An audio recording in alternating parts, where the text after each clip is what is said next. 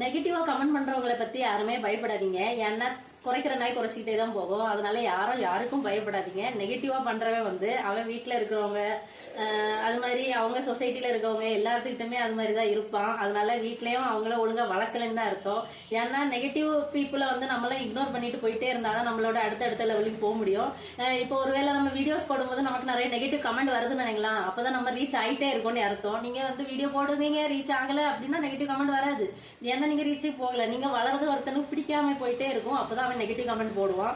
அவன் அவனும் வளர மாட்டான், வளரவியல வரவிட மாட்டான். அதனால நீங்க இக்னோர் பண்ணிட்டு போயிட்டே இருங்க. நெகட்டிவ் இக்னோர் பண்ணிடுங்க. பாசிட்டிவாவே எப்பவுமே இருங்க. உங்களுக்கு கண்டிப்பா சக்சஸ் எல்லாமே வரும். சக்சஸ் நிறைய பேருக்கு பிடிக்காது. அது யாரா இருந்தாலும் இருக்கலாம். நமக்கு ரொம்ப பிடிச்சவங்க, ரொம்ப முக்கியமானவங்க தான் நம்ம நல்லா இருக்கணும்னு நினைப்பாங்களே தவிர மத்த யாருமே நம்ம நல்லா இருக்க கூடாதுன்னு நினைப்பாங்க.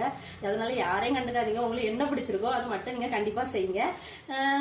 நெகட்டிவ் கமெண்ட்லாம் உங்களுக்கு வந்துருந்துச்சுன்னா என்ன கமெண்ட் உங்களுக்கு பிடிக்காதது எப்படி திட்டினான்னு சொல்லிட்டு கமெண்ட் பாக்ஸ்ல கமெண்ட் பண்ணிவிடுங்க.